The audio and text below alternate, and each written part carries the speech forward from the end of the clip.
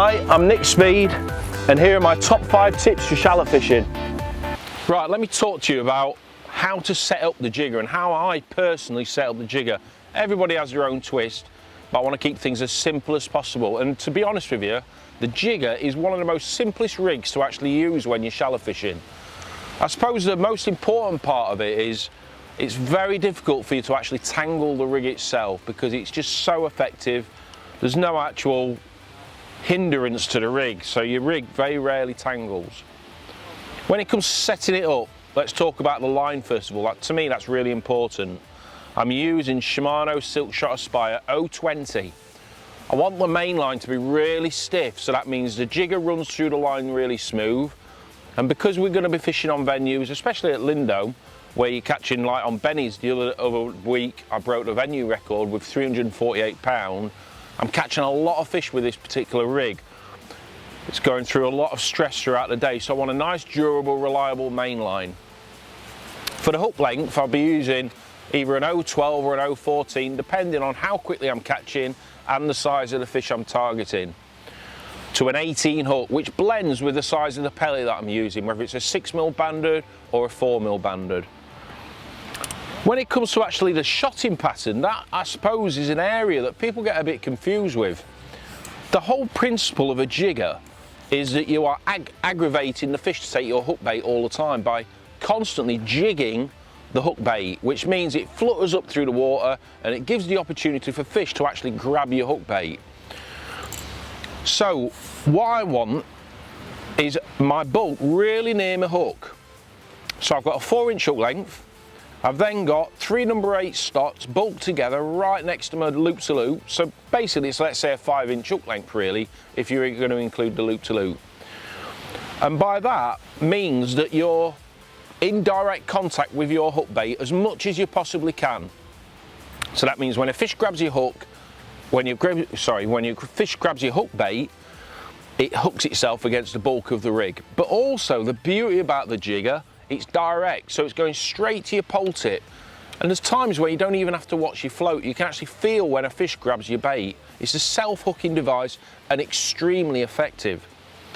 So that's the bottom end. At the top end, the fishery rules here is you have to have 8 inches of line between your pole tip and your float. So here I've got a little mini float stop, a really small one. I don't want to use a big one because when I'm lifting my pole up and I'm slapping my rig, this area of line is out of the water and obviously going to be caught by the wind. So the less resistance I've got up here, the straighter my line's going to be. So I don't want to use a big rubber, I want to use a small rubber or maybe a really small braid stop. But to be honest with you, this top end of the rig doesn't really come into play. It's this bottom end where you're slapping your rig and you're following your bait down. And when you get to your stop, it's time for you to lift your rig all the way out of the water, slap again, make some noise and follow your rig down, because it's generally in this area where you're going to catch your fish, in the top 12 inches of water. That is when the jigger is at its most effective. Right, tip number 2 when it comes to my shallow fishing. To be honest with you, 2 choices. Like with all commercials, pellets and casters are the most effective ways of catching fish on commercials when it comes to catching in the top 18 inches of water. To be honest with you, I love pellets. I think they're absolutely fantastic. But this year I've caught an awful lot of fish, and last year, using casters. To be honest with you, my theory is casters get the fish feeding far quicker.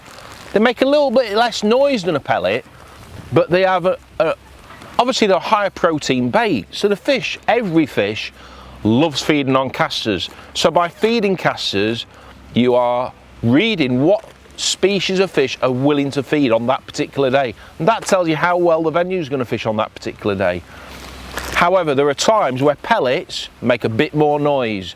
And when you're after those better fish in your peg, 4mm pellets make a far more noise when they're hitting the surface and aggravate the fish into feeding quicker. So when I want to target bigger F1s, definitely pellets are the way to go, definitely. So there you go, 2 choices. Generally 4mm pellet and casters. Both baits you can feed with aggression and constantly feed. This is about constantly creating a good feeding pattern, putting loads of bait in all the time. not pouchfuls, but regular feeding patterns. Maybe every 15 seconds you're either feeding pellets or casters, getting those fish competing for food in that shallow water in your peg. It's really important. So there you go, 4mm pellets and casters are my main choice when it comes to shallow fishing. Right, let me talk to you about hook baits. To be honest with you, it's one of my most important parts of my armoury, is choosing the right hook bait. Not necessarily whether it's going to be a banded caster or a banded pellet, but actually the shade of the pellet. What you've got to remember is that fish aren't looking down for bait, they're always looking up, and they're looking up into that clear sky. So although we're looking on a commercial and the water seems quite coloured, fish don't look down, they look up. So actually the water's quite clear to them, and this is why they spook easy. For that reason, I like to use a dark pellet, because it adds a bit more shade to the pellet, which stands out in that water as you're slapping, so the fish can actually pick that out quicker. So today, for example, I'm catching a load of fish feeding 4mm pellets, standard Coppens fishery pellets, lovely and brown, lovely shade. Whoa, whoa, whoa, whoa! Not another top kit. Right, but nearly lost all that, didn't I? But by actually using a dark pellet means that my hook bait is going to stand out far better than what I'm feeding, which means it's selective, means I can catch a fish that's in my swim feeding on the particles far quicker than actually putting one that's the same actual shade as what I'm feeding. So remember that, it's really important. Try and fish a darker pellet when you're catching on shallow. And the same when I'm caster fishing. If I'm feeding casters, I'll often put a pellet on the band because it makes a little bit more noise than a caster, so the fish can target that noise and go to your hook bait far quicker. Right, let me talk to you about how I personally like to set up the jigger and how I want it to work when I'm fishing with it. To me, it's the most important thing. Everyone has their own little twist when it comes to how they want that jigger to work in the water. But me personally, I believe it's the first maybe 12 inches of water that's absolutely critical to get it working right. I'll just unhook this lovely little fish.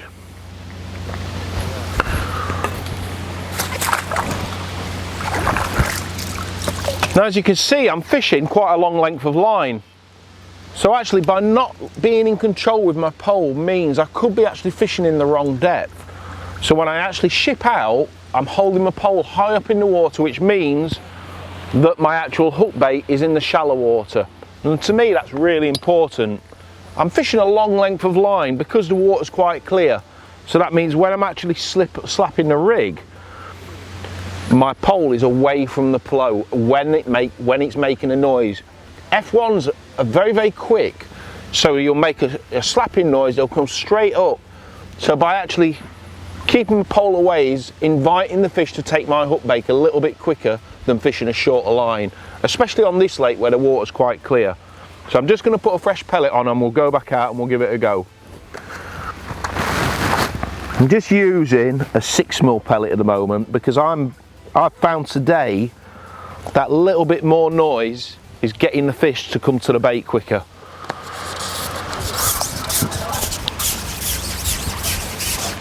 So the first thing I want to do when I get out is slap maybe 2 or 3 times, and then I'm instantly holding my pole above the float. That means I'm fishing at the moment, as you can see by just lifting it out, that's telling me I'm fishing 5-6 inches deep.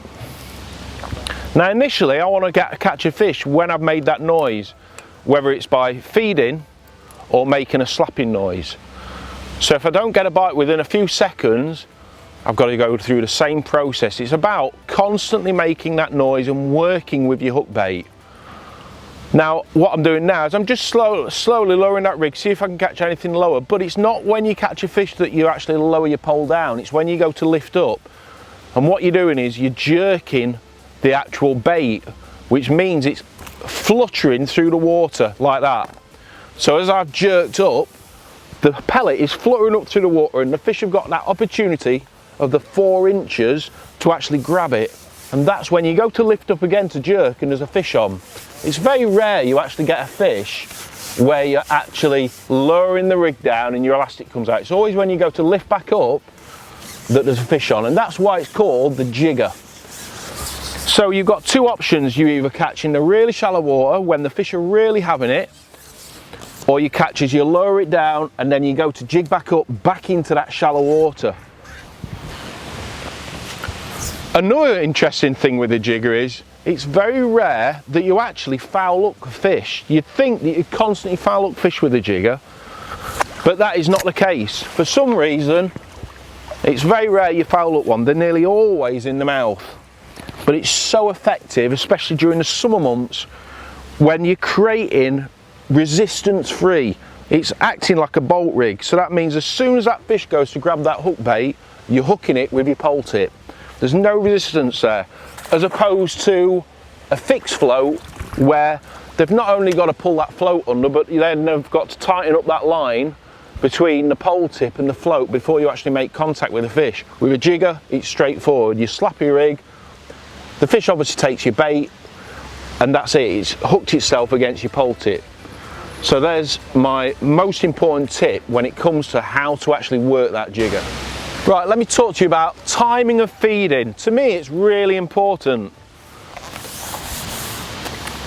When I'm shallow fishing, especially for F1s, you have got to either be making noise with your pellet of your hook bait, or you've got to be feeding bait via the catapult. So it's very rare, unless when I'm playing a fish, that I've got the catapult out of my hand. However, I've lost that one. However, once you actually get your peg going, I'm a firm believer, there is no rush to get actually bait back out there. Once you've spent time building up your peg, there's no actual rush when you're playing fish to constantly feed, because you've done all that hard work. You've done all that hard work of getting fish competing in that shallow water. So what you've got to remember is fish, especially F1s, they have a very good memory from when they were brought up in these stock ponds. They know where the contact of food is coming from. So once you have let them recognise that there's a certain area of bait, a certain area where bait is going in on a regular basis, they'll stay there. So to me, the first important thing is I want to make noise with my pellet. And then once I pick my catapult up, I never put my catapult down until I've hooked a fish. So I've made some noise with my pellet, I've not had a fish, so then I'm loose feeding over the top. I'm trying to make some noise and trying to get those fish competing in that shallow water. F1s are like, they go up and then down and up and down. There you go, straight away, that noise. So I've slapped, not had a fish, I've fed, not had a fish, but then I've slapped again and caught a fish straight away. You've always got to be working all the time. If you stop working, you'll stop catching. So keep that bait going in and it'll improve your catch rates no end.